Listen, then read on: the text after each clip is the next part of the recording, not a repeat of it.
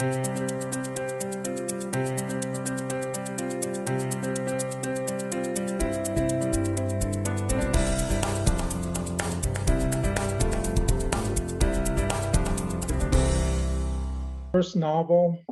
book in a series called The Epic of D.D.A. Rain, and it follows the scoundrel and ne'er-do-well rogue D.D.A. Rain as he experiences misadventures in the late 1800s from various points around the world. And this is how that series begins with chapter 1.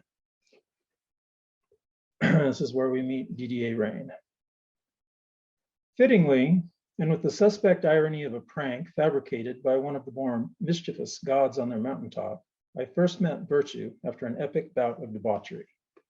It was morning, although that I did not know, for I was still loitering in my dream, where it was an insufferably hot afternoon.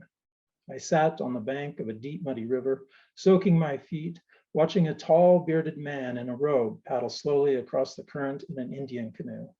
Somewhere, someone was pounding a fist against wood, but otherwise there was no sound besides the sizzle of the sun and the easy lap of water. The man drew up in his primitive craft. "Shall I take you across?" he asked. I squinted over the river. There were no trees over there, no cool relief of shade, and nothing much to recommend that yonder shore beyond the one where I already was. But I've learned that hope dies hard, and curiosity urged me that perhaps there was something pleasant awaiting me on the other side. "Sure," I told the man, "just hold on." When I brought my feet up out of the water, I was dismayed to discover they were not the two appendages I had expected. Hooves, cloven and dripping, like something off a billy goat. There was no way in hell they were ever going to fit properly into my boots. I was stricken with the revelation that no matter where I roamed again, people would discern from the wobble in my gait that I was not truly a man. The fist pounding on wood sound grew ever louder as I stood there on that riverbank beneath the burning sun, pondering my future while growing accustomed to my new hooves. Then I heard a voice. "Rain," it called, very far away and from out of the sky. "Rain, you there? Answer me, Rain." As I tipped my face to the blue heavens, I inadvertently stirred myself awake, leaving that man waiting for me in his canoe. As far as I know, he is waiting there still. "Rain," the pounding continued, like some club-headed woodpecker having go at a hollow log. I had a bad taste in my mouth, a bad feeling in my gut, and a grimace in my persona.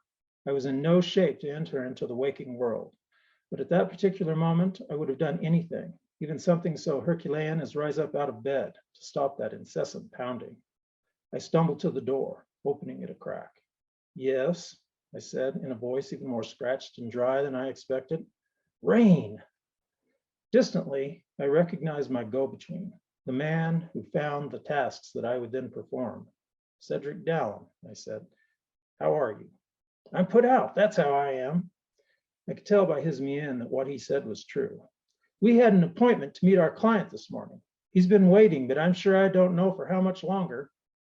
"I thought our meeting was for Tuesday." "This is Tuesday." I scratched and rocked back into the room as if consulting my calendar. Then I stuck my head back in it, out into the hallway. "So it is," I said. "My apologies, friend.